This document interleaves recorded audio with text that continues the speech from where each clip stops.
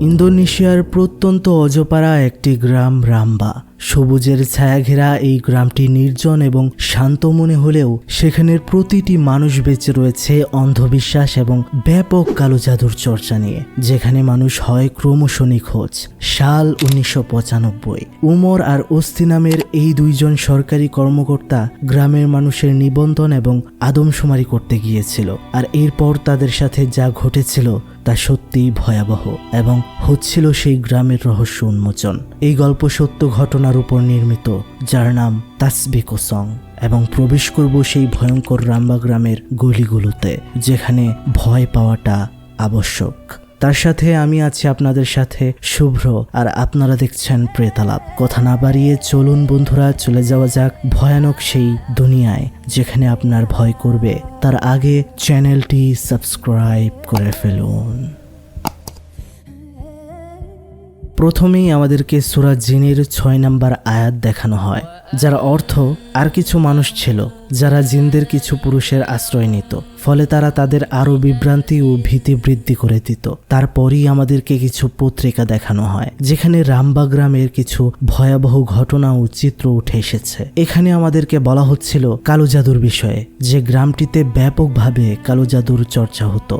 আমাদেরকে একটা বাবা আর একটা মেয়েকে দেখানো হয়। বাবার নাম তিরো, সে তার মেয়েকে আদর করে একটি ঘরে নিয়ে বিছানায় শুয়ে দেয়। মেয়েটির নাম আয়ু। মেয়েটি বলছিল, বাবা তুমি আমার সাথে থাকবে না আজ? তিনি হেসে উত্তর দেয়, আমাকে মাফ করো মা, আজকে থেকে এটা তোমার নতুন রুম, তুমি ঘুমিয়ে পড়ো। আর আমরা এদিকে একটা লোককে দেখতে পারি যে কিনা অনবরত অদ্ভুত ভঙ্গিমায় কাউকে তুষ্ট করার চেষ্টা করছিল। সামনে ছিল কালো জাদুর ভয়াবহ জিনিসপত্র। সে আসলে কার উপাসনা করছে? একটু পরেই আমরা দেখতে পারি তার সামনে এক ভয়ানক রূপে জিন আবির্ভূত হয়েছে, আর সেই লোকটিকে আমরা দেখতে পারি জিনটির সামনে মাথা নত করতে, যা চরম গোমরাহির পর্যায়ে পড়ে এবং শিরিক। এর মধ্যেই আমরা সেখানে দেখতে পারি কিছুক্ষণ আগে দেখা তিরো নামের এই ব্যক্তিটিকে, যে চেয়ারে বসে চা খাচ্ছিল আর রেডিও শুনছিল। আবহাওয়া বার্তায় বলা হচ্ছিল বুধবারে পাহাড়ের ভূমিধসের কারণে রাম্বা গ্রামের অনেকজন মারা গিয়েছে। তার সাথে প্রবল বৃষ্টি আর ঝড় হওয়ার কারণে অনেকের অনেক ক্ষয়ক্ষতি হয়েছে। তখন আমরা দেখতে পারি সে রেডিওর চ্যানেলটা পাল্টে দিয়ে গান শুনতে শুরু করে। যদিও তার মাথায় টুপি এবং হাতে তাসবিহ, তার আচার ব্যবহারে মনে হচ্ছিল না যে সে একজন প্রকৃত মুমিন। এরপরেই বিদ্যুৎ চলে গেলে আমরা দেখতে পারি সে মোমবাতি জ্বালিয়ে ওযু করা শুরু করে। ঘটনা চলে আসে বর্তমানে, সাল 2023। ব্যাংকের মধ্যে রাম্বা গ্রামের আরদি নামের এই ছেলেটি তার ব্যবসার জন্য লোন নিতে এসেছে। ব্যাংকের ম্যানেজারের কাছে গিয়ে সালাম দেয় এবং তার কাগজপত্রগুলো দেয়। ম্যানেজারের নাম হচ্ছে উমর। সে তার কাগজপত্রগুলো দেখছিল এবং দেখে জিজ্ঞেস করে, এটা কোন গ্রাম? উত্তরে আরদি জানায় এটা রাম্বা গ্রাম। গ্রামের নামটি শুনে ম্যানেজার উমর একটু স্তব্ধ হয়ে যায়। আরদি তখন সেখানে একটি ছবি দেখতে পারে টেবিলে। সেই ছবিটি দেখে সে চিনে ফেলে, মুখে উচ্চারণ করে রাজেং। তখন ম্যানেজার উমরের ভাবনাতে আমরা চলে যাই আরো 25 বছর আগে, যেখানে সে আর তার সহকর্মী হস্তি নিবন্ধন এবং আদমশুমারি কাজের জন্য সেই রাম্বা গ্রামের উদ্দেশ্যে রওনা হয়েছিল। শহর থেকে প্রায় অনেক দূরে পাহাড়ের কোল ঘেঁষে সেই গ্রামটিতে পৌঁছাতে তাদের অনেকটা সময় লেগে যায়। আমরা দেখতে পারি তারা পৌঁছে যায় সরাসরি সেই গ্রাম প্রধানের বাড়িতে, যেখানে গিয়ে সালাম দিতেই দরজা খুলে তাদেরকে স্বাগত জানায় সেখানকার গ্রাম প্রধান তিরো। স্বাগত জানিয়ে তাদেরকে ভেতরে আসতে বলছিল, আমি আপনাদের অপেক্ষায় ছিলাম, আসতে কোনো কষ্ট হয়নি তো? উমর আর ওস্তি বলছিল, আসতে তেমন কষ্ট না হলেও পথ অনেক দূরের ছিল। গ্রাম প্রধান বলে, আপনারা হচ্ছেন আমার অতিথি, তাই এখানে ছুটির দিনের মতোই থাকার চেষ্টা করবেন। নিজের বাড়িতে যেমন ছুটি কাটান ঠিক তেমন আমি আপনাদের জন্য রুমের ব্যবস্থা করেছি। এটা বলে সে তাদের রুম দেখাতে যায়। দুজনকে সে আলাদা আলাদা রুম দেয়। সন্ধ্যার সময় আমরা দেখতে পারি তারা সবাই চায়ের টেবিলে। গ্রাম প্রধান বলছিল, আপনাদের এখানে থাকতে সমস্যা হবে না, কারণ আমি এখানে একাই থাকি। উমর তাকে জিজ্ঞেস করে যে আপনার স্ত্রী সন্তান নেই? প্রতি উত্তরে সে জানায়, আসলে 4 থেকে 5 বছর আগে আমার স্ত্রী ও সন্তান দুজনেই দুর্যোগের কারণে মারা গিয়েছে। এরপর থেকে আমি একা। উমর সেখানে সমবেদনা জানায়। গ্রাম প্রধান বলে, ঠিক আছে, আসলে আমাদের ঈশ্বর যা চান তা আমাদের মেনে নিতেই হবে। হয়তো এটার মধ্যেই তিনি আমার কল্যাণ রেখেছিলেন। এখন আমি একা থাকতেই অভ্যস্ত হয়ে গিয়েছি। মাঝে মধ্যে আমার বাড়ির কাজের লোক আসে, সে আমার বাগান দেখাশোনা করে। এবার অস্তি তাকে জিজ্ঞেস করে, আমি দেয়ালের মধ্যে একটা ছবি দেখেছি মহিলার, এটা কি আপনার স্ত্রী? প্রতি উত্তরে সে হ্যাঁতে জবাব দেয়। সে বলছিল, আপনারা কাল থেকে নিবন্ধন শুরু করুন, চিন্তা করবেন না, এই গ্রামের মানুষরা খুবই বন্ধুসুলভ। এর পরের দিন সকালে আমরা দেখতে পারছিলাম উমর যখন চা খাচ্ছিল সেখানে গ্রাম প্রধান এসে বলে, অস্তি এখনো ঘুম থেকে উঠেনি? উমর বলে, না, সে এখনো ঘুমাচ্ছে। তিনি বলে, অস্তি ঘুম থেকে উঠলে তারপর আমরা একটু গ্রামে হাঁটতে বের হব। একটু পর আমরা দেখতে পারি তারা 3 জন গ্রামে হাঁটতে বের হয়েছে। সেখানে অস্তি বলছিল, আচ্ছা, আমি কি সেই পাহাড়ের উপরে উঠতে পারি? মনে হচ্ছে ওখান থেকে গ্রামটা দেখতে বেশ সুন্দর লাগবে। গ্রাম প্রধান বলে, আপনি যান, আমরা এদিকেই আছি। উমরকে সে বলছিল, আসুন আপনাকে একটা জিনিস দেখায়। আসলে কাকতালীয় ভাবে এই সময়টাতে আমার গ্রামের মানুষরা কফি সংগ্রহ করে। তারপর তারা এগিয়ে যায় সেখানে। আমরা দেখতে পারি কিছু ছেলে মেয়ে কফি তুলছিল। একটা মেয়ে ছিল সেখানে, দেখতে খুবই সুন্দরী, নাম রাজ্যাং। তাকে দেখে প্রথমেই ভালো লেগে যায় উমরের। এরপর সন্ধ্যা সময় আমরা দেখতে পাই গ্রাম প্রধান সহ তারা বসে আলাপ আলোচনা করছে। সেখানে উমর গ্রাম প্রধানকে জিজ্ঞেস করছিল, আচ্ছা, আপনি গ্রাম প্রধান হিসেবে দায়িত্ব কতদিন ধরে পালন করছেন? উনি বলে, 11 বছর ধরে। অস্তি সেখানে বলছিল, এটা তো অনেক, এতদিন কিভাবে? আচ্ছা, আপনাদের এই গ্রামের মানুষেরা কেন নিবন্ধন করতে চায় না? সেখানে গ্রাম প্রধান বলছিল যে বেশিরভাগ মানুষ চায় না কাগজপত্র নিয়ে দৌড়াদৌড়ি করতে, এটা একটা অজপাড়াগা, শিক্ষার হার একদমই নেই। এমনকি তারা গ্রাম প্রধানের গুরুত্বটাও ঠিকঠাক বোঝে না, দিতে পারে না। আমরা দেখতে পারছিলাম তখনই সেখানে একটা লোক আসে। গ্রাম প্রধান তাদেরকে পরিচয় করিয়ে দেয় তার সাথে। এটা হচ্ছে সারু, যে কিনা তার বাড়ি ঘর পরিষ্কার এবং বাগান দেখাশোনার কাজ করে। সে তখন এই মাসের টাকাটা সারুকে দিয়ে দেয় এবং বলে, দেখো, ওনারা আমাদের মেহমান, তাই কাল থেকে অন্য কাজে মন না দিয়ে তাদেরকেই দেখাশোনা করার চেষ্টা করবে। এরপরে আমরা দেখতে পাই রাত যখন ঠিক 12টার আশেপাশে অস্তি তার রুমে ছিল, কিন্তু হঠাৎ করে সে অদ্ভুত কিছু শব্দ শুনতে পারে। কেউ ফিসফিসিয়ে যেন কি একটা পড়ছে। একটা দরজা দেখা যাচ্ছিল আয়নার পেছনে। সে কান দিয়ে শোনার চেষ্টা করে, কিন্তু বেশি কিছু শুনতে পারে না। রুম থেকে বের হয়ে সে পাশের রুমের দরজাটা খুলতেই ভিতরে উকিয়ে দিয়ে গ্রাম প্রধানকে ইবাদতে লিপ্ত থাকতে দেখতে পারে। কিন্তু সে যখন সেখান থেকে নিজের রুমে ফিরছিল, আমরা দেখতে পারছিলাম সেই ঘরেই একটা ভয়ঙ্কর জিন তার সামনে আবির্ভাব হয় এবং সেটা দেখে সে প্রচন্ড ভয় পেয়ে যায়। আর তখনই আমরা দেখতে পাচ্ছিলাম গ্রাম প্রধানকে, যার চোখ হয়ে গিয়েছিল একদম কালো বর্ণের, যা থেকে আমরা বুঝতে পারি এটা কোনোভাবেই কোনো ঈশ্বরের ইবাদত হতে পারে না। ভয়ে অস্তি তার নিজের রুমে গিয়ে কোনো রকমে শুয়ে পড়ে। পরের দিন আমরা দেখতে পারি তারা 2 জনই তাদের কাজে বের হয়ে গিয়েছে, অর্থাৎ প্রত্যেক বাড়িতে বাড়িতে গিয়ে মানুষজনের তথ্য নেওয়া। তারা একটি বাড়িতে গিয়ে ওঠে যেখানে একটা মহিলা তাদেরকে খাবার দেয়। সেখানে মহিলাটি তাদেরকে জিজ্ঞেস করে যে আজকে কেমন বাড়ি শেষ করেছেন আপনারা? উমর সবসময় ধর্মভীরু। সে বলে, আলহামদুলিল্লাহ, আজকে আমরা প্রায় অনেকগুলো বাড়ি শেষ করেছি এবং আজকে আপনারটাই শেষ বাড়ি হতে পারে। সেখানে ওই মহিলাটি বলছিল, সাবধান, আপনারা পাশের পাড়াতে সাবধানে যাবেন, এই এলাকায় আপনারা নতুন, বেশি কিছু বোঝেন না, জানেন না। আমরা দেখতে পাচ্ছিলাম এই কথাগুলো আড়ি পেতে শুনছিল গ্রাম প্রধানের কাজের লোক সারো। সেই গ্রামে তখন একটা পরিবারকে আমাদেরকে দেখানো হয়। এই মহিলাটা তার হাজবেন্ডের কাছে গিয়ে অনেক কথা শোনাচ্ছিল, বলছিল, আপনি 2 দিন পর পর অসুস্থ হয়ে যান, এদিকে আমাদের খাবার আবারও শেষ হয়ে গিয়েছে, আমাদের কি কোনো ভবিষ্যৎ নেই? সেখানে তার হাজবেন্ড বলছিল, আল্লাহর উপর ধৈর্য ধরো, আমি যখন সুস্থ হব, ভালো অনুভব করব, তখন কাজে যাব, সব ঠিক হয়ে যাবে। কিন্তু তার স্ত্রী এতে মোটেও খুশি ছিল না। বলছিল, তুমি আমাকে জীবনে কিছুই দাওনি, অন্যান্য লোকের বউরা কত ভালোভাবে থাকে, জামা কাপড়, দামি গহনা, আমার কি কোনো স্বাদ আহ্লাদ নেই? এটা বলে সে চলে যায়। আমরা বুঝতেই পারছিলাম যে এই গ্রামের বেশিরভাগ মানুষ অভাব অনটনেই দিন পার করে। এরপরে আমরা দেখতে পারি উমর আর অস্তি একটা বাড়িতে গিয়ে উঠেছে। সালাম দেওয়ার পর একটা মহিলা আসে। সে তাদেরকে জিজ্ঞেস করে, আপনারা কারা, কি জন্য এসেছেন? তারা জানায় যে আমরা সরকারি কাজে আপনাদের কাছে এসেছি, যেমন এই গ্রামের প্রত্যেকটা পরিবারের তথ্য সংগ্রহ করতে।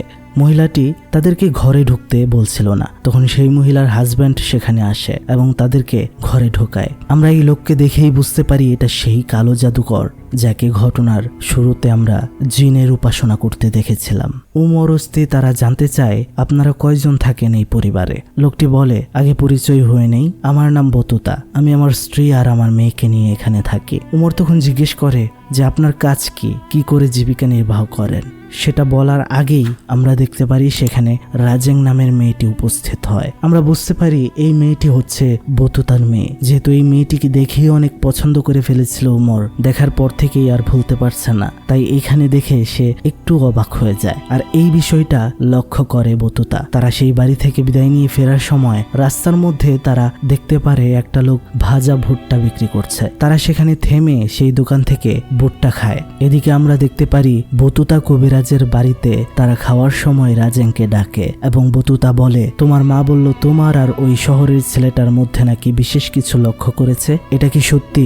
যদি এটা সত্যি হয় তাহলে কিন্তু মোটেও ভালো হচ্ছে না। তুমি জানো আমাদের বংশীয় নিয়মের সম্পর্কে। তখন সে বলে, তেমন কিছুই না বাবা, কিন্তু আমার তাকে পছন্দ হয়, এটাতে সমস্যা কিসের? কিন্তু আমরা দেখতে পাচ্ছিলাম এতে তার পরিবার খুবই রেগে যায় আর সম্পূর্ণ মানা করে দেয়, যেন সে কখনো এসব কল্পনাতেও না আনে। ওদিকে তাদের দুজনের ভুট্টা খাওয়া শেষ হলে তারা যখন ফিরে আসছে গ্রাম প্রধানের বাড়িতে, হঠাৎ করে অস্থির মনে হয় সেই দোকানে সে ফাইলগুলো রেখে এসেছে, যেটা আনতে সে আবার একা একাই সেখানে চলে যায়। উমর চলে আসে সোজা গ্রাম প্রধানের বাড়িতে। আসতে গ্রাম প্রধান তাকে জিজ্ঞেস করে অস্থি কোথায়। সে বলে, আরে তার ভোলাবালা মন, সে ফাইলগুলো রেখে এসেছে একটি দোকানে, সেটা আনতেই গিয়েছে। গ্রাম প্রধান বলছিল, আচ্ছা শোনো, তুমি বিশ্রাম নাও, আমি একটু আমার বন্ধুর বাড়িতে যাব। এদিকে আমরা দেখতে পাচ্ছিলাম অস্থি যখন সেখানে গিয়ে পৌঁছায় তার ফাইল আনতে, আজব একটা বিষয় হলো সেখানে যাওয়ার পর সে দেখতে পারে সেই দোকানটা পুরোপুরি গায়েব। বোঝাই যাচ্ছিল না যে এখানে কোনো দোকান ছিল, কখনো ছিল।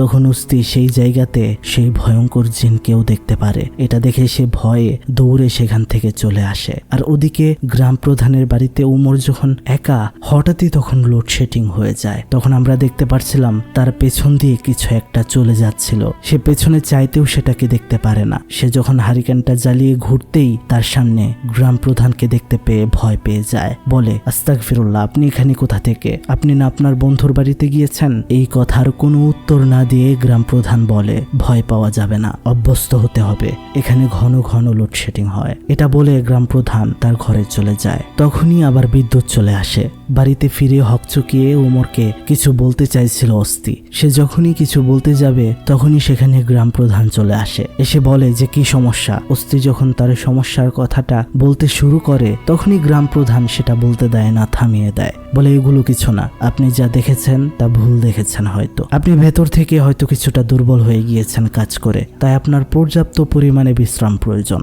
তার সাথে ইসলামিক জ্ঞান দিতে শুরু করে গ্রাম প্রধান তাকে এবং বলে, খেয়ে নিন আর বিশ্রাম করুন। বেচারা অস্থি আর কিছু বলতে পারে না। ওদিকে আমরা দেখতে পারি রাজেং যখন ঘরে বসে নিজের চুল আঁচড়াচ্ছিল তখন আমরা আয়নাতে তার পেছনে সেই ভয়ঙ্কর জিনের অবয়বকে লক্ষ্য করি। এতে আমরা বুঝতে পারি রাজেং এর সাথেও সেই জিনের কোনো সম্পর্ক রয়েছে। সকালে যখন উমর কাজ করছিল তখন অস্থি তাকে আবারও বলার চেষ্টা করে তার সাথে ঘটা ঘটনাগুলো। সে বলছিল, আমি এই বাড়িতে একটা ভয়ঙ্কর জিনকে দেখতে পেয়েছি এবং আমরা যে ভুট্টা খেয়েছিলাম সেই দোকানে আমি ফাইল আনতে গিয়ে সেখানে কোনো দোকানই দেখতে পেয়েছিলাম না, সেখানে কিছুই ছিল না, মনে হচ্ছিল কোনো দিনও সেখানে কিছু ছিল না। কিন্তু আমরা দেখতে পারি উমর বিশ্বাস করছিল না। সে বলছিল, এগুলো হয়তো তোমার কল্পনা। বিষয়টা পাত্তা না দিয়ে সে নিজের রুমে চলে যায়। অন্যদিকে আমরা দেখতে পাই বতুতার কালো জাদুর আস্তানা। সেখানে একটা মহিলা এসেছে যাকে বতুতা আসন গ্রহণ করতে বলে। এই মহিলাকে দেখে চিনতে পারছেন নিশ্চয়ই বন্ধুরা, যাকে আমরা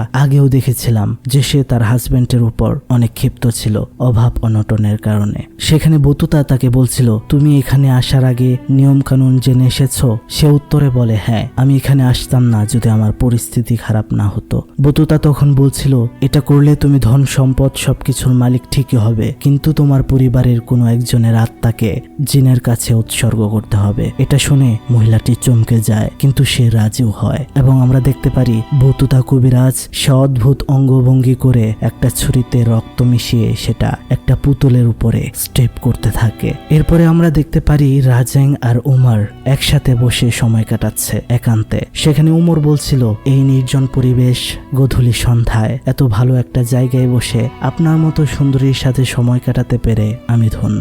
দয়া করে বেশি বলবেন না, আমি জানি শহরের মেয়েরা আরো বেশি সুন্দর হয়। উমর বলে, আমি আপনার মধ্যে সাধারণতা এবং সাবলীল চলাফেরা দেখে আকৃষ্ট হয়েছি। রাজেন জিজ্ঞেস করে, আপনারা কবে ফিরে যাবেন? উমর, এই তো আর 2-3 দিনের ভেতরেই কাজ শেষ করে তারপর ফিরে যেতে হবে। রাজেন বলে, আচ্ছা আপনি কি আর কখনো এখানে ফিরে আসবেন না? উমর তখন কিছুই বলছিল না, কেননা তাদের এই সম্পর্কের এখনো কোনো নাম তৈরি হয়নি। এরপরে আমরা দেখতে পারি তারা গ্রামের একটা অনুষ্ঠানে অ্যাটেন্ড করে, যেখানে একটা ইন্দোনেশিয়ান ট্রেডিশনাল নাচের অনুষ্ঠান হচ্ছিল। সেটা দেখতে দেখতে তারা দুজন কাছাকাছি হচ্ছিল, আর বিষয়টা গ্রামের মানুষও খেয়াল করছিল। আর এই খবর পৌঁছে যায় বতুতার কাছে। রাতে রাজেং বাড়িতে ফিরলে তাকে শাসন করতে শুরু করে বতুতা, চর মারে।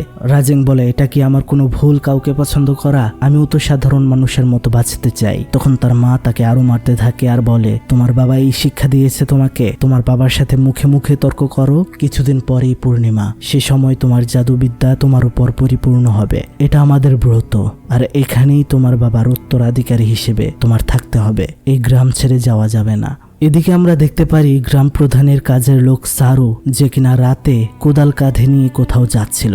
সেখানে শহরে পড়া শিক্ষিত এক গ্রামের মেয়ে সেটা লক্ষ্য করে, নাম তার দেবে, এবং তার পিছু নেয়। অন্যদিকে আমরা দেখতে পারি সেই দম্পতিকে যাদের বাড়িতে অভাব অনটন লেগেছিল। আর আমরা তো জানি এই মহিলাটি গিয়েছিল সেই বতুতা কবিরাজের কাছে জিনের সাহায্য চাইতে। একটা মহিলা আসে সেখানে, এবং আমরা দেখতে পারি সেখানে একটা নতুন বাড়ি কেনার কথা বলছিল সেই লোকটির স্ত্রী। কথা শেষ হলে লোকটি জিজ্ঞেস করে, আরে নতুন বাড়ি কেনার জন্য তো এত টাকা লাগবে, তুমি কোথায় পাবে সেটা, বা কোথায় পেয়েছ? ঠিক তখনই আমরা দেখতে পারি লোকটির গলায় ব্যথা হতে শুরু করে এবং সাথে সাথে তার রক্ত বমি হয়, আর সে সেখানেই শেষ হয়ে যায়। মহিলাটির চোখে মুখে ছিল এক অদ্ভুত শয়তানি চাহনি, ছিল ক্রোধ, মানে সে বড়লোক হতে তার নিজের স্বামীকেই শয়তানের কাছে বলি দিয়ে দিয়েছে। এদিকে আমরা দেখতে পারি সারুকে, সে একটা কবরস্থানে চলে গিয়ে সদ্য কবর দেওয়া একটা মৃত ব্যক্তির কবর খুঁড়ে সেখান থেকে কাফনের কাপড়ের গিঁটটা খুলে তুলে নিয়ে এসেছে। আর এটা দেখেছিল সেই দেবী নামের মেয়েটি। দেখে তাড়াহুড়া করে সে আসার সময় তার সামনে পড়ে যায় গ্রাম প্রধান। গ্রাম প্রধান বলে, এত রাতে তুমি এখানে কেন? মেয়েটি বলছিল, সারুকে আমি দেখেছি, সে একটা কবর খুঁড়ে সেখান থেকে কাফনের কাপড় চুরি করেছে, তার মানে সে কালো জাদুর সাথে জড়িত। এটা গ্রামের সবাইকে জানানো উচিত, নয়তো গ্রামের ক্ষতি হবে। তখন গ্রাম প্রধান বলছিল, আরে এইসব কিছুই না, তুমি যা দেখেছো তা কাউকেই বলো না, আমি বিষয়টা হ্যান্ডেল করব। এটা বলে তাকে পাঠিয়ে দেয়। তখনই তার কাছে সারু আসে। তখন ধমকের সুরে সারুকে বলে, একটা কাজ যদি ঠিকঠাক করতে পারিস। মেয়েটা কিভাবে দেখতে পেল? আমি কোনো ঝামেলা চাই না, ব্যাপারটা শেষ কর। অর্থাৎ বন্ধুরা, গ্রাম প্রধানই কালো জাদুর সাথে ওতপ্রোতভাবে জড়িত। এদিকে আমরা দেখতে পারি ওসি যখন নামাজ পড়া শেষ করে তখন সে অদ্ভুত কিছু শব্দ শুনতে পায়। তখনই লোডশেডিং হয়। হারিকেনটা জ্বালিয়ে সে ঘরে হাঁটতে থাকে। সে অন্য ঘরে চলে যায় যেখানে গ্রাম প্রধানের বউয়ের ছবি ছিল। হঠাৎ করে পাশে থাকা রেডিওটা আপনা আপনি বাজতে শুরু করে। সে সেটা অফ করে আবার ওইদিকে চাইতেই তার সামনে ভয়ঙ্কর রূপে গ্রাম প্রধানের স্ত্রী চলে আসে, যেটা খুবই ভয়ঙ্কর দেখতে। সে দেখে খুবই ভয় পেয়ে যায় এবং সাথে সাথে পাশে থাকা দরজাটা খুলে যায়, যেখান থেকে বের হয়ে আসে সেই ভয়ঙ্কর জিন। এগুলো দেখে সে চিৎকার করতে থাকে, আর তখনই তার ঘুম ভেঙে যায়। অর্থাৎ এটি একটি দুঃস্বপ্ন ছিল। অন্যদিকে আমরা দেখতে পারি সেই দেবী নামের মেয়েটি যখন বাড়িতে ফিরছিল তার পেছনে লেগে গিয়েছিল সারু।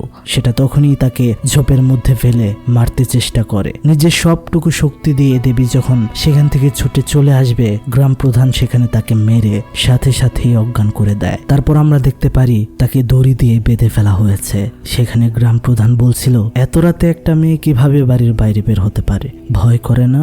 অলরেডি মেয়েটির বোঝা শেষ। তারা দুজন একই লাইনের। মেয়েটি তার জীবন বাঁচাতে বলছিল, আমি কাউকে কিছু বলবো না, আমাকে ছেড়ে দিন আপনারা। কিন্তু আমরা দেখতে পারি গ্রাম প্রধান একটি ছুরি বের করে এবং সাথে সাথে তার গলাতে টান দিয়ে দেয়। সেখানেই মেয়েটি কাতরাতে কাতরাতে শেষ হয়ে যায়। সকালবেলা একটা কৃষক যখন কাজ শেষ করে পাহাড়ি ঝিরির মধ্যে নিজের হাত পা ধুচ্ছে, ঠিক তখনই সে দেখতে পারে সেই মেয়ের লাশ ঝিরি থেকে বেশি বেশি সামনে যাচ্ছিল। এটা দেখে লোকটি এতই ভয় পেয়ে যায় যে সেখান থেকে দৌড়ে পালিয়ে যায়। এদিকে ঝিরির অন্য পাশে আমরা দেখতে পারি রাজেং বসে রয়েছে। বতুতা আর তার স্ত্রী মিলে কিছু ফুল আর পানি পরা দিয়ে রাজেংকে গোসল করাচ্ছে। বতুতা বলছিল এই গোসল তোমাকে আরো সুন্দরী বানিয়ে দেবে এবং গোসলের পরে তোমার জাদুবিদ্যা তোমার শরীরের সাথে আরো যুক্ত হবে। এই শক্তিকে কখনো অবহেলা করো না, নয়তো তোমার নিজের প্রাণও যেতে পারে। আমরা দেখতে পারছিলাম রাজেং এর মুখে ছিল অস্বস্তির ছায়া। সে চায় না এরকম জীবন, চায় না কালো জাদুর ভয়ানক বেড়া জালে নিজেকে জড়িয়ে ফেলতে। এরপরে আমরা দেখতে পারি সে আর উমর আবার দেখা করেছে। উমর বলছিল আমি কাল পরশু এখান থেকে চলে যাব, আমার কাজ শেষ। আমি জানি না আবার এখানে কবে ফিরে আসব, হয়তো এটাই শেষ। রাজেং তখন বলছিল ঠিক আছে, আপনি আপনার কাজে মনোযোগ দিন। সেখানে উমর জানতে চায় আচ্ছা এই গ্রামে কিছু অদ্ভুত হচ্ছে, আমার মনে হচ্ছে ওস্তে অনেকবার বলতে চেয়েছে কিন্তু আমি গুরুত্ব দেইনি, কি হচ্ছে সেটা কি আমাকে বলবে? রাজেং সেখানে বলছিল অবশ্যই আমি তোমাকে বলতে চাই সবটা, কিন্তু এখন সঠিক সময় নয়। তোমার এখন তোমার সহকর্মী ওস্তিকে প্রোটেক্ট করা প্রয়োজন, যাও। তারপর আমরা দেখতে পারি সে ওস্তির কাছে যাচ্ছিল কিন্তু তার মাথা হঠাৎ করে ঘোরাতে শুরু করে। সে চলে যায় জঙ্গলের দিকে, মনে হচ্ছিল তাকে কেউ যেন নজরে রাখছে। অন্যদিকে আমরা দেখতে পারি গ্রাম প্রধানকে, সাথে ছিল তার বড় ভাই এবং ভাইয়ের স্ত্রী। সেখানে তার ভাই তার কাছে এসেছে সাহায্য চাইতে, তখন গ্রাম প্রধান তাকে সাহায্য করছিল না। সে বলছিল আমি তোমাদেরকে কখনো মাফ করব না, আমার যখন খারাপ সময় ছিল তখন তোমরা আমাকে সাহায্য করনি, উল্টো আমাকে দূর দূর করে তাড়িয়ে দিয়েছ। সেই দিন কখনো আমি ভুলবো না, তোমাদেরকে মাফ করা পসিবল না। তার ভাইয়ের স্ত্রী তার পায়ে ধরছিল, বলছিল যে কোনোভাবে আমাদেরকে সাহায্য করো, খুবই বেগতিক অবস্থায় আমরা, কিন্তু সে কোনোভাবেই সাহায্য করছিল না। সেখান থেকে যাওয়ার সময় তার ভাই তাকে বলছিল তুমি আজ যে শক্তির উপরে দাঁড়িয়ে গ্রাম প্রধান হয়েছ তা কোনো সঠিক রাস্তা নয়, তা তুমিও জানো, তুমিও একদিন শেষ হয়ে যাবে, দেখে নিও। এরপর আমরা দেখতে পাই উমরকে, যে কিনা একটা মসজিদের বারান্দায় অজ্ঞান হয়ে পড়েছিল। তার কাছে একজন আসে, তার জ্ঞান ফিরলে সে উঠে বসে আর জিজ্ঞেস করে আপনি কে, আমি এখানে কিভাবে আসলাম? লোকটি তাকে বলে আমি হচ্ছে এই গ্রামের ইমাম, সবাইকে ইসলামের পথে চলার আহ্বান করি। তোমাকে আমি খুঁজে পেয়েছি জঙ্গলের মধ্যে, সেখানে পড়েছিল অজ্ঞান হয়ে, তখন আমি তোমাকে এখানে নিয়ে এসেছি। কিভাবে তোমার এমনটা হলো? সে তখন বলছিল যে আমার মাথাটা খুবই খারাপ লাগছিল হঠাৎ করে, আমার কখনো এমন লাগেনি। তখন ইমাম বলে তাহলে এমনটা হয়তো হয়েছে কালো জাদুর প্রভাবে। উমর তখন বলে এই গ্রামের মানুষ কি কালো জাদু চর্চা করে? ইমাম তখন বলছিল অবশ্যই, অনেকেই করে থাকে, এমনকি এই এলাকার গ্রাম প্রধান রয়েছে যে মানে তিরো, সে স্বাভাবিকভাবে গ্রাম প্রধান হয়নি, কালো জাদুর উপরেই সে হয়েছে। আর ভয়ানক একটা ঘটনা হচ্ছে সে গ্রাম প্রধান হওয়ার জন্য তার নিজের জন্ম দেওয়া মেয়ে আর তার স্ত্রীকে জিনের কাছে বলি দিয়েছে। তখন বন্ধুরা আমরা দেখতে পারি মুভির প্রথম ঘটনা, যেখানে দেখতে পারছিলাম তিরো যখন গ্রাম প্রধান ছিল না তখন সে তার মেয়েকে সেই একলা ঘরে রেখে কালো জাদু চর্চা করে ঘর থেকে বের হয়ে আসার সময় তার স্ত্রী সেই ঘরের মধ্যে ঢুকে দেখে একটা ভয়ঙ্কর জিন তাদের মেয়ের একদম কাছাকাছি। আর তখন সে যাওয়ার কারণে মেয়ে আর মা দুজনকেই বলি হিসেবে কবুল করে নেয় সেই ভয়ঙ্কর জিন। আর এরপর থেকেই সেই জিন তাকে সব সময় সাহায্য করে এবং তাকে এই গ্রামের গ্রাম প্রধান বানিয়ে ফেলেছে। উমর তখন জানতে চায় এইগুলো গ্রাম প্রধান কিভাবে শিখেছে বা এটার উৎপত্তি কি? তখন ইমাম সাহেব বলে বতুতার কথা। এটা শুনে উমর চমকে যায়। আচ্ছা আপনি কি রাজেং এর বাবার কথা বলছেন? ইমাম সাহেব বলে হ্যাঁ, কিন্তু রাজেং তার আপন সন্তান নয়। রামবা গ্রামে ভূমিধসের কারণে অনেক আগেই মারা গিয়েছিল রাজেং এর আসল বাবা মা, কিন্তু বতুতা তাকে এনে কালো জাদুর রক্ষক হিসেবে তৈরি করতে চাইছে এখন পর্যন্ত এবং করছে। এই গ্রামে জিনকে পূজা করা একটা অতি সাধারণ বিষয়। এসব জানার পর অবাক হয়ে যাচ্ছিল উমর। অন্যদিকে আমরা দেখতে পারি অস্থি গ্রাম প্রধানের সেই সিক্রেট রুমে পৌঁছে যায় যেখানে সে কালো জাদু করে। সেখানে যাওয়ার পরেই সে দেখতে পারে ঘর ভর্তি কালো জাদুর জিনিসপত্র। ঠিক তখনই সেখানে চলে আসে গ্রাম প্রধান আর তাকে বলতে থাকে এত বড় সাহস আপনার, আমাকে না বলে এখানে ঢুকেছেন। এটা বলে তার সাথে থাকা তাসবিটা রেখে দেয়। গ্রাম প্রধান তখনই বলে ধৈর্যটা আমার ফুরিয়ে গেল রে, করে এটা বলেই ওস্তিকে চর মারে। ওস্তি তখন বলছিল, তাহলে আমার সন্দেহই সঠিক ছিল, আপনি একজন কালো জাদুর পূজারী। গ্রাম প্রধান তখন তাকে আবারও চর মারে। তখন ওস্তি বলতে থাকে যে আপনি একটা কুত্তার ছেলে। গ্রাম প্রধান হাসতে হাসতে তখন বলে, তাহলে শোন আমি কি করেছি। আমি আমার স্ত্রী সন্তানকে বলি দিয়েছি শয়তানের কাছে ক্ষমতা পাওয়ার জন্য। ওস্তি তখন তাকে বলে, আপনি একটা কাফের, সৃষ্টিকর্তা কখনো আপনাকে ক্ষমা করবে না। গ্রাম প্রধান তখন বলছিল, সৃষ্টিকর্তা? কিসের সৃষ্টিকর্তা? আমি যখন খারাপ অবস্থায় ছিলাম, কেউ যখন আমাকে সাহায্য করছিল না, তখন উনি কোথায় ছিলেন? এসব বলতে থাকে। সে আরো বলতে থাকে, আমি ঈশ্বর মানি না, দেখো ঈশ্বর ছাড়া আমি কত কিছু পেয়েছি। যাই হোক, সে আরো বলছিল, তোমরা যেহেতু জেনে গিয়েছো বিষয়টা, তাহলে তোমাদের আর বেঁচে ফেরা হবে না। তখনই আমরা দেখতে পারি ওস্তি ওখানে গ্রাম প্রধানের মুখে থুতু মারে। তখন সে ওস্তিকে মারতে শুরু করে। ওস্তি কোনো রকমে পালিয়ে যাবে, কিন্তু সামনে তো সারু। ওস্তি মনে করেছিল সারু ভালো, তাই তার কাছে সাহায্য চাইতে থাকে, কিন্তু সারু তাকে আটকায়। সে বুঝে ফেলে সবাই একশতই বাধা। তখন আমরা দেখতে পারি তাকে টেনে নিয়ে একটা রুমে খাটের মধ্যে বেঁধে ফেলা হয়। সে জ্ঞান হারিয়ে ফেলে। জ্ঞান ফেরার পর সে দেখতে পারে তার আশেপাশে কালো কাপড় পরিহিত অনেকগুলো জিনের অবয়ব দাঁড়িয়ে রয়েছে। সে চিৎকার করতে থাকে, কিন্তু কোনো লাভ হয় না। গ্রাম প্রধান তখন একটা ছুরি সাজিয়ে নিয়ে আসে, আর সেখানে সে জিনকে প্রভু ডাকতে শুরু করে এবং তাকে আহ্বান করে। এটা করার সাথে সাথে আমরা দেখতে পারি সে ছুরিটা নিয়ে অস্থির গলায় টান দিয়ে দেয়, আর সেই তসবিটার মধ্যে রক্তগুলো লাগায়। অর্থাৎ বন্ধুরা, সে অস্থিকেও বলি দিয়ে দিল জিনের কাছে। অন্যদিকে আমরা দেখতে পারি উমর এসে পৌঁছেছে গ্রাম প্রধানের বাড়িতে, এবং সে এসে অস্থিকে ডাকতে শুরু করে, কেননা সে তো এখন জেনে গেছে বিষয়টা। তখনই সেখানে গ্রাম প্রধান আসে। উমর বলে যে অস্থি কোথায়? গ্রাম প্রধান বলে, আমি তো দেখেছি বিকেলে মেয়েটা বের হয়েছে, সে তো এখনো ফিরলো না। যাই হোক, হয়তো হাঁটছে। গ্রাম প্রধান তখন বলে, তুমি চলে যাওয়ার আগে আমি কিছু কথা বলতে চাই। উমর তখন বলে, হ্যাঁ বলেন। তখন গ্রাম প্রধান বলে, আমার ব্যাপারে আর এই গ্রামের ব্যাপারে নিশ্চয়ই আপনি আর অস্থি অবগত আছেন, আমার মনে হচ্ছে। উমর তখন বলে, হ্যাঁ আমি সব জেনে গিয়েছি। যাই হোক, গ্রাম প্রধান বলে, আমরা ভালোই ছিলাম আমাদের মতো, আপনি এসে সেই শান্তির উপর হস্তক্ষেপ করেছেন। উমর বলে, কিভাবে এটা হতে পারে? আমরা কেন আপনাদের কাজে হস্তক্ষেপ করব? গ্রাম প্রধান বলছিল, তুমি রাজেনকে ভালোবাসার জালে ফাঁসিয়েছ।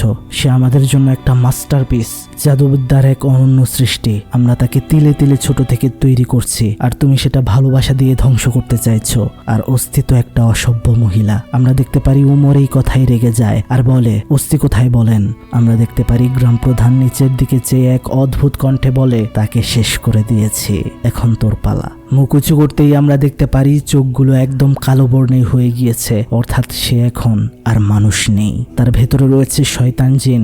গ্রাম প্রধান এক শক্তিতে ধাক্কা মেরে উমরকে অন্য ঘরে নিয়ে ফেলে দেয়। সে তখন উমরকে বলছিল, তুই নিজেকে পবিত্র প্রাণী মনে করিস?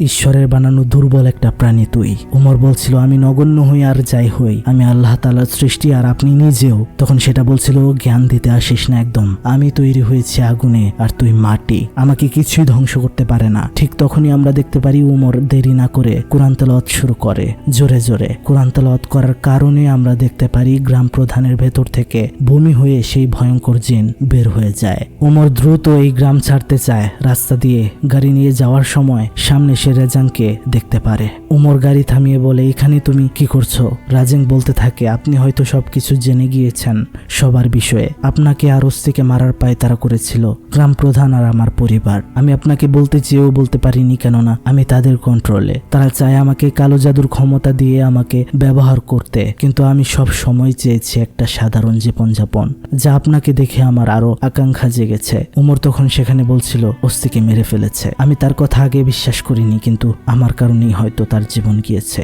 যদি বিশ্বাস করতাম তাহলে আগেই এই গ্রাম ছেড়ে চলে যেতাম। সে রাজেনকে বলে, আমার সাথে তুমি শহরে চলো, এই গ্রামে আর কখনো ফিরবো না। আমরা দেখতে পারি তারা তখন শহরে চলে যায়। আর এইদিকে ঘটনার সব থেকে বড় একটা টুইস্ট রিভিল হয়। সেটা হচ্ছে আমরা গ্রাম প্রধানকে দেখতে পাই যে এলাকার মসজিদের ইমামের কাছে গিয়েছে, এবং ইমাম তাকে বলছে উমর চলে গিয়েছে, সাথে রাজেনও, তাই না? তখন আমরা দেখতে পারি গ্রাম প্রধান সেই শয়তানের জপা তাসবিটা ইমামের কাছে দেয়। ইমাম তখন তাকে বলছিল, আমি ভেবেছিলাম এটা আপনার কাছে থাকলে আপনি এটার যথাযথ মর্যাদা দিতে পারবেন, কিন্তু তার হলো না। এটা বলে সে চলে যাওয়ার সময় আমরা দেখতে পারি সে গ্রাম প্রধানের ভেতরে গাছের ডালটা ঢুকিয়ে তাকে সেখানেই শেষ করে দেয়। অর্থাৎ সমস্ত কিছুর মূলে ছিল এই ইমাম, যে মসজিদের মতো পবিত্র জায়গায় থেকে পুরো গ্রামকে কন্ট্রোল করত কালো জাদুর ছায়া দিয়ে। ঘটনার শেষে আমরা দেখতে পারি 1 মাস পর উমর আর রাজেং তারা এখন সুখে আছে। বারবার শুধু রাজেং উমরকে ধন্যবাদ জানায় এত সুন্দর জীবন তাকে উপহার দেওয়ার জন্য, কেননা এমন সুখী সে কখনো হবে তা ভাবতে পারেনি। তাকে সবসময় কালো জাদুর ভয়ানক বেড়াজালের ভেতরেই রাখতে চেয়েছে তার বাবা মা। ঠিক তখনই বাহিরে ভাঙা কিছুর আওয়াজ। উমর বলে, আমি নিচে গিয়ে দেখছি। সে নিচে গিয়ে লাইট অন করার চেষ্টা করছিল, কিন্তু লাইট জ্বলছিল না। ঘরের দেয়াল নড়ে ফেটে যাচ্ছিল। উমর তার সামনেই তখন সেই ভয়ঙ্কর তাসবিটাকে দেখতে পায়। সাথে সাথেই উপর থেকে রাজেংয়ের চিৎকার, আর তার সামনে উপস্থিত হয় সেই মসজিদের ইমাম। আর ব্যাস, ঘটনাকে অপূর্ণ রেখেই এই মুভিটার ইতি টানা হয়। কিন্তু আমরা বুঝতে পারি রামবা গ্রামের ভয়াবহতা আর রাজেংয়ের ভয়াবহ অতীত কখনোই আর তার পিছু ছাড়বে না। যাই হোক, এটা ছিল সত্য ঘটনার উপর নির্মিত একটি সিনেমা, যেখানে খুব গুরুত্বপূর্ণ একটা মেসেজ দেওয়া হয়েছে, যে বা যারাই নিজের স্রষ্টাকে বাদ দিয়ে অন্য কিছুর পূজা অথবা কালো জাদুর মতো ভয়ঙ্কর রাস্তায় নেমেছে, তারা স্বল্প সময় সুখে থাকতে পারলেও পরিশেষে হয়েছে ভয়ঙ্কর পরিণাম, যেমন হয়েছে গ্রাম প্রধানের সাথে। আর অবশ্যই কালো জাদু করা মানে স্রষ্টার সাথে শিরিক করা, তা ভুলে গেলে চলবে না। তো বন্ধুরা, কেমন লেগেছে আজকের এই রামবা গ্রামের ঘটনাটি তা অবশ্যই কিন্তু কমেন্ট বক্সে জানাতে একদমই ভুলবেন না। ভালো লাগলে লাইক করে দেবেন, একটা কমেন্ট করে দেবেন, সুন্দর করে জানাবেন আপনার মতামত, এবং চ্যানেলটি সাবস্ক্রাইব করে পাশে থাকা বেল আইকনটি অল করে দেবেন, যেন এমনই নতুন নতুন হরর ঘটনা সবার আগে আপনার কাছে পৌঁছে যায়। তার সাথে খুশি হব যদি বেশি বেশি ভিডিওটি শেয়ার করেন। তো বন্ধুরা, বিদায় নিচ্ছে আজকের মতো। ভালো থাকবেন সবাই, ভালো রাখবেন সবাইকে। আল্লাহ হাফেজ, আসসালামু আলাইকুম।